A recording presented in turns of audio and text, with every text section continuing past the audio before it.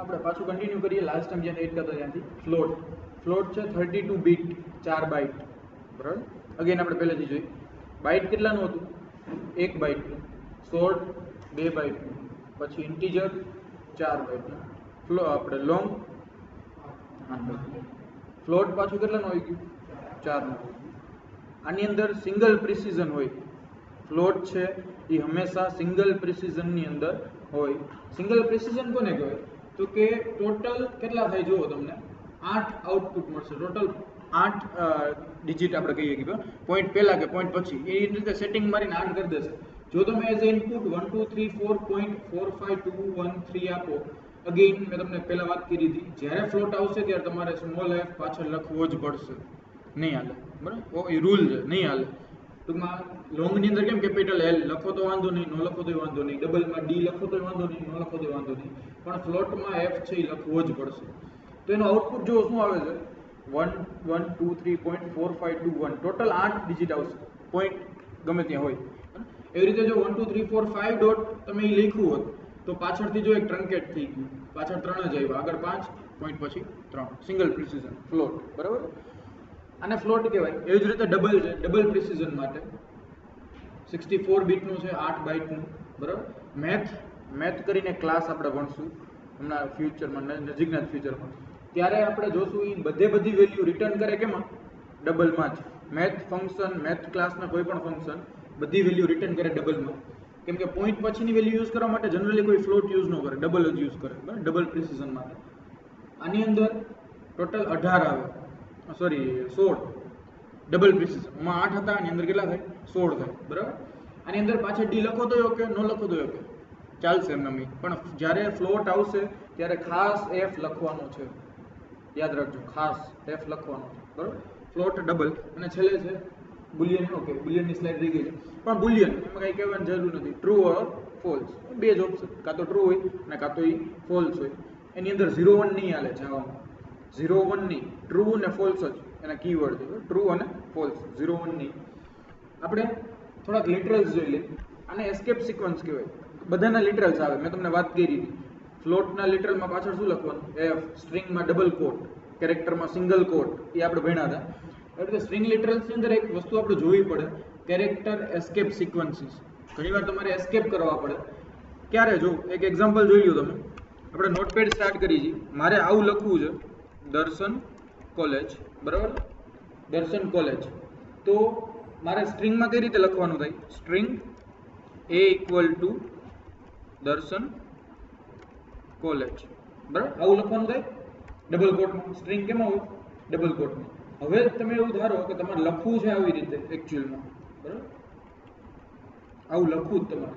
તો અહીંયા તમે ડબલ કોટ કરો અને અહીંયા તમે ડબલ કોટ કરો તો શું એનો મતલબ કાઢે કે સ્ટ્રિંગ અહીંથી ચાલુ થઈ, અહીંયા પૂરી થઈ ગઈ. પછી નવી સ્ટ્રિંગ ક્યાંથી ચાલુ થઈ, અહીંથી, અને અહીંયા પૂરી થઈ ગઈ. એનો મતલબ કે એના દર્શનને બહાર કાઢી નાખ્યું. સમજાય છે? તો તમારે શું કરવું પડે એકચ્યુઅલમાં, કે આ જે ડબલ કોટ છે એ આપણે જાવાને કહેવું પડે કે આ ડબલ કોટ એટલે એ સ્ટ્રિંગ વાળો ડબલ કોટ નહીં, મારે એકચ્યુઅલમાં ડબલ કોટ જોઈએ છે. એસ્કેપ કરવું પડે. એસ્કેપ એટલે ગાયબ કરવું, એસ્કેપ એટલે ગાયબ, બરાબર. જો આપણે આની અંદર જોશું તો વધારે ક્લિયર આઈડિયા થશે. હું જાણે કે આમ લખું, સ્ટ્રિંગ એ ઇક્વલ ટુ દર્શન કોલેજ,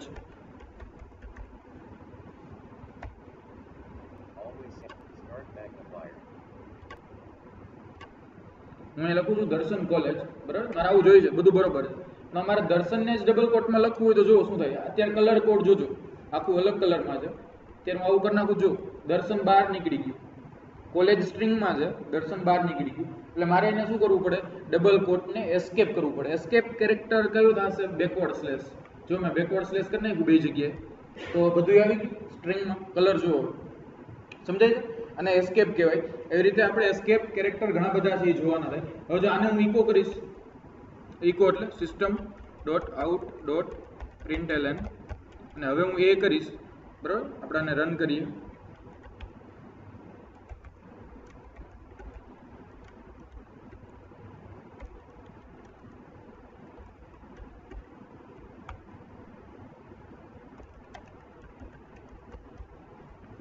રેડી, આવી ગયું ડબલ કોટમાં, જો દર્શન આવ્યું, સમજ્યા? મારે જો અહીંયા મેં આ ન કર્યું હોત તો એ શું કરત, એસ્કેપ જો મેં ન કર્યું તો શું થાય, પેલા એ કહો. કમ્પાઇલ થાય? કમ્પાઇલ થાય? શું થાય? બરાબર. કાં તો તમારે શું કરવું પડે, કોન્કેટિનેશન કરવું પડે, પ્લસ કરવું પડે. આપણે પ્લસ એ નથી કર્યું, કાંઈ નથી કર્યું, શું આવે, કમ્પાઇલ ટાઈમ જ પ્રોબ્લેમ થાય. બરાબર. એટલે તમારે એને ફરજિયાત શું કરવું પડે, એસ્કેપ. એસ્કેપ કેનાથી થાય, બેકસ્લેશથી. એટલે એસ્કેપ થઈ ગયું. તમારે એ રીતે સિંગલ કોટ અહીંયા રાખવું હોય તો સિંગલ કોટ અહીંયા અને બેકસ્લેશ પછી સિંગલ. એટલે હવે કઈ રીતે આવશે સિંગલ કોટની અંદર, સમજાય છે? દર્શન બોલે સિંગલ કોટની અંદર એસ્કેપ કેરેક્ટર. એ રીતે ઘણા બધા છે, તમે અત્યારે યુઝ કરેલા જ છે, એવું નથી તમે યુઝ નથી કર્યા, પણ તમને ત્યારે કદાચ આઈડિયા નહીં હોય કે એને શું કહેવાય. બરાબર. તમે જો આ યુઝ કર્યું છે, સ્લેશ એન યુઝ કર્યું છે, બેકસ્લેશ એન કેના માટે, નવી લાઈન માટે. તમે જ્યારે બેકસ્લેશ એન કરો તો એન ક્યાંય પ્રિન્ટ ન થાય, પણ એનનો અલગ મતલબ છે, તમે એને કહો કે એન છે, તમારે એન ક્યાંય લખવાનું નથી, પણ એન એટલે ન્યૂ લાઈન છે. એટલે એના માટે તમે એસ્કેપ કરી નાખો એન ને. બરાબર. એ રીતે ટી ને એસ્કેપ કરો એટલે શું થાય, નવી લાઈન. ઓકે. હવે એક બીજો પ્રોબ્લેમ, હાલો. મારે કેવું પ્રિન્ટ કરાવવું છે, મારે આપણે અહીંયા ડેટા સર્વર યુઝ કરી છે બસ કોલેજની અંદર. મારે આવું લખવું હોય તો ડેટા સર્વર બરોબર. મારે સિંગલમાં જ લખવું, ડબલ નહીં, સિંગલ લખવું છે. મારે આવું લખવું છે. ઓકે, સોરી, ઝૂમ કરી નાખો. મારે આવું લખવું છે ડેટા સર્વર એક્સેસ કરવા માટે. બરાબર. તો એ શું કરશે, એ બેકસ્લેશ જોશે એટલે આને શું કરી નાખશે, એસ્કેપ કરી નાખશે. બરાબર. પણ આપણે એકચ્યુઅલમાં એસ્કેપ નથી કરવાનું, આપણે આગળવાળું જોઈએ. એટલે હવે આને એસ્કેપ કરવા માટે શું કરવું પડશે, મારે એની આગળ પાછું એક મૂકવું પડે. સમજાય છે લોજિક? મારે આ એસ્કેપ કેરેક્ટર છે ને પોતાને મારે એસ્કેપ કરવું છે, એટલે એની આગળ મેં એક બીજું મૂકી દીધું. એટલે હવે એ શું પ્રિન્ટ કરશે, બરાબર, એક સ્લેશ અને ડેટા સર્વર. બરાબર. રાઈટ. જો અહીંયા આવ્યું ડી એસ્કેપ નો થયો, સમજાય છે? હવે આ જગ્યાએ જો મેં અહીંયા એક જ કર્યું હોત તો શું થાત,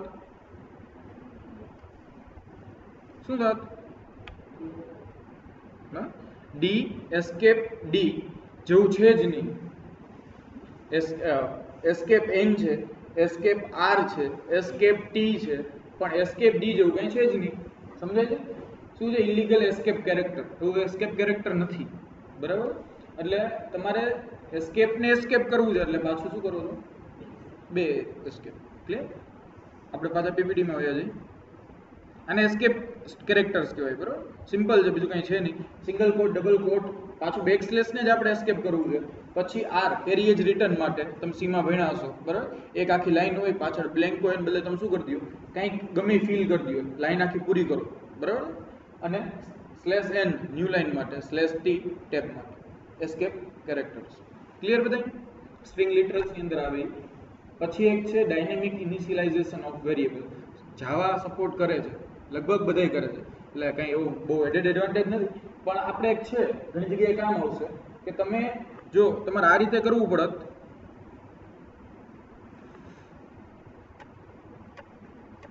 જાણે કે મારે કોઈ એક વેરિયેબલ બનાવવો છે, ડબલ ડી. બરાબર. અને આવું કરવું પડત તો એને ડાયનેમિક ન કહેવાય, મેથ ડોટ રેન્ડમ એક એની ફંક્શન છે. આપણે બધું ડિટેલમાં જોશું, જ્યારે આખો મેથ ક્લાસ ભણશું ત્યારે ડિટેલમાં જોશું. અત્યારે એનું એક ફંક્શન છે મેથ ડોટ રેન્ડમ. બરાબર. તમે ભણાવીશું સીમાં રેન્ડમ. એ જ ફંક્શન જો મેં આવું કરવું પડે તો આને ડાયનેમિક ઇનિશિયલાઇઝેશન ન કહેવાય, કેમ કે આપણે ઇનિશિયલાઇઝ અલગ કર્યું અને એને અસાઇન અલગ કર્યું. આપણે ભેગું કરી શકીએ જવાની અંદર, એટલે આપણે એને શું કહીએ, ડાયનેમિક ઇનિશિયલાઇઝેશન. કે ડાયરેક્ટ આ ઇનિશિયલાઇઝ કરો છો, ડાયરેક્ટ તમે. બરાબર. ડાયનેમિક ઇનિશિયલાઇઝેશન આ ઘણી જગ્યાએ કામ આવશે, આપણે ફ્યુચરમાં જોશું. જ્યારે તમારે બફર રીડર ની આવશે ત્યારે આર્ગ્યુમેન્ટની અંદર તમારે એક ઓબ્જેક્ટ પાસ કરવાનો હોય. એ ઓબ્જેક્ટ તમે આર્ગ્યુમેન્ટમાં બનાવી શકો. પહેલા ઓબ્જેક્ટ બનાવીને પછી આર્ગ્યુમેન્ટ પાસ કરવી એવું નહીં. બરાબર. જ્યારે તમે ઓબ્જેક્ટ બનાવતા હોય ત્યારે તમે એની આર્ગ્યુમેન્ટમાં નવો ઓબ્જેક્ટ બનાવી શકો. બહુ જ સિમ્પલ પડે, એના માટે આ કામ આવે. પણ રેન્ડમ કરે શું એકચ્યુઅલમાં, તો કે તમને 0 થી લઈને 1 વચ્ચેની રેન્ડમ વેલ્યુ રિટર્ન કરે. બરાબર. ડબલ વેલ્યુ રિટર્ન કરે. આને આપણે સિમ્પલી પ્રિન્ટ કરાવી દઈએ, system dot out dot println D. બરાબર. આપણે એને કમ્પાઇલ કરીએ, રન કરીએ. જો એક રેન્ડમ વેલ્યુ હોય, પાછું કરો તો નવી રેન્ડમ વેલ્યુ આવે. એટલે લકી ડ્રો કાઢતા હોય ને એના જેવી વસ્તુ થાય.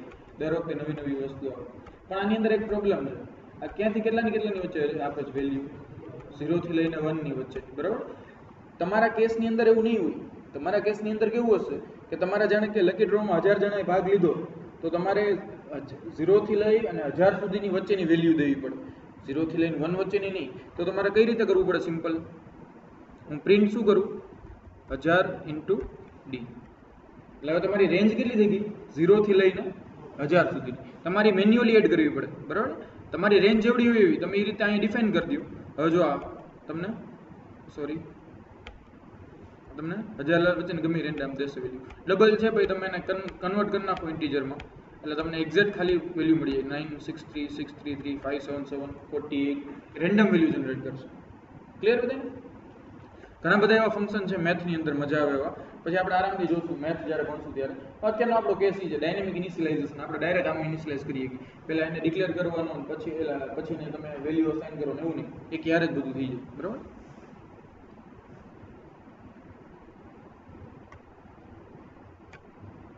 ઓકે, અગેન પીપીટીમાં જાય આપણે.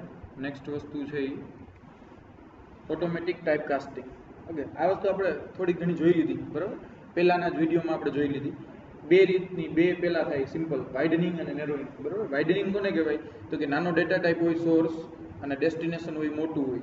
જેમ કે તમે શોર્ટને કન્વર્ટ કરો કેમાં? ઇન્ટીજરમાં. તો શોર્ટ નાનો છે, ઇન્ટીજર મોટો છે, એટલે એ થઈ જાય આરામથી. તમારે કાંઈ મેન્યુ કરવું ન પડે, બરાબર? ઇમ્પ્લિસિટલી થઈ જાય. એને વાઇડનિંગ કન્વર્ઝન કહેવાય. એવું જ એક બીજું છે નેરોઈંગ, બરાબર? જેની અંદર શું થાય તો કે તમારે મોટી વસ્તુ હતી એને નાની વસ્તુમાં કન્વર્ટ કરવી છે, નેરો કરવું છે, બરાબર? તમારે ક્લાસને કેની અંદર મળવો છે? લેબમાં. એ શું થયું? નેરોઈંગ. તમારે લેબને ક્લાસમાં મળવું છે એને શું કહેવાય? વાઇડનિંગ. વાઇડનિંગ ઇઝી હોય હંમેશા, કેમ કે લેબને ક્લાસમાં હમાઈ જ જાય, ઓબ્વિયસ વસ્તુ છે. અહીંયા 60ની કેપેસિટી છે, અહીંયા 20ની કેપેસિટી છે. સામે ક્લાસમાંથી અહીં લેવું હોય તો અઘરું પડે. કદાચ અહીંયા 40 જણા હોય તો અહીંયા કેમ હમાડો, બરાબર? એટલે નેરોઈંગ અઘરું પડે, વાઇડનિંગ હંમેશા હેલું હોય. પણ આપણે જોઈ લીધું હતું કઈ રીતે કરવાનું સિમ્પલી, તો કે જેમાં કાસ્ટ કરવું છે એમાં તમે કરી શકો. પણ અગેન એની અંદર થોડી ઘણી કમ્પેટિબિલિટી હોવી જોઈએ. જેમ કે તમે ઇન્ટીજર, શોર્ટ, બરાબર, બાઇટ અને લોંગ એમાં કરી શકો. એક કેરેક્ટરને તમે કરી શકો છે. કેરેક્ટરની આસ્કી વેલ્યુ આપણે જોઈતી, કન્વર્ટ કરી હતી આપણે, બરાબર? કેરેક્ટરની ઇન્ટીજરમાં કન્વર્ટ કરવું હોય તો થઈ જતું, એટલે એ વસ્તુ થઈ ગઈ. પણ તમે એની અંદર પાછું ફ્લોટે થઈ જશે. જેમ કે સ્ટ્રિંગ તમારે કન્વર્ટ કરવી છે, બરાબર? ફોર એક્ઝામ્પલ તમારે અહીંયા સ્ટ્રિંગ જે છે, અહીંયા જે સ્ટ્રિંગ છે તમારી એ તમારી સ્ટ્રિંગ છે, બરાબર? સ્ટ્રિંગનો એરે છે. એને તમારે કન્વર્ટ કરવું હોય ઇન્ટીજરમાં. આ તમારા ને તમારે કન્વર્ટ કરવું હોય ઇન્ટીજરમાં, તો આવી રીતે સિમ્પલી નહીં થાય, બરાબર? તમે આમ કરો integer a equal to ae of 0.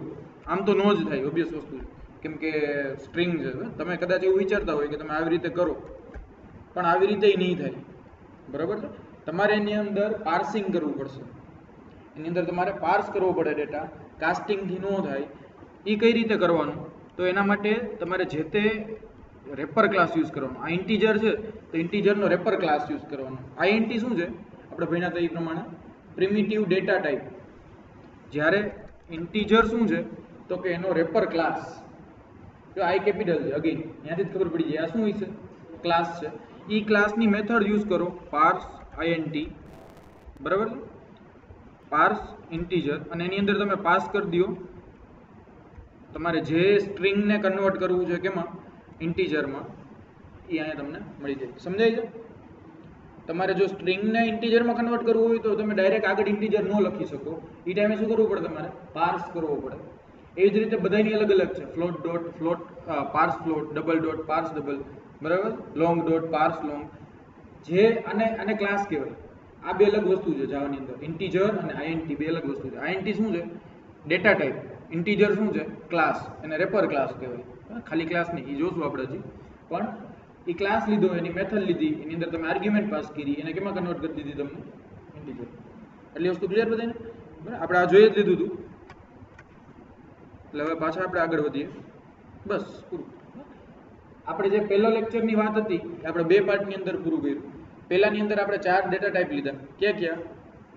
Byte, પછી શોર્ટ, પછી ઇન્ટીજર, લોંગ, પછી આજે કેરેક્ટર. એ લાસ્ટ ટાઈમ લઈ લીધું હતું. આજે આપણે ફ્લોટ, ડબલ, પછી શું જોયું? સ્ટ્રિંગના એસ્કેપ કેરેક્ટર્સ જોયા, અને આપણે ટાઈપ કાસ્ટિંગ, ટાઈપ કન્વર્ઝન જોયું. બરાબર? ક્લિયર બધાને?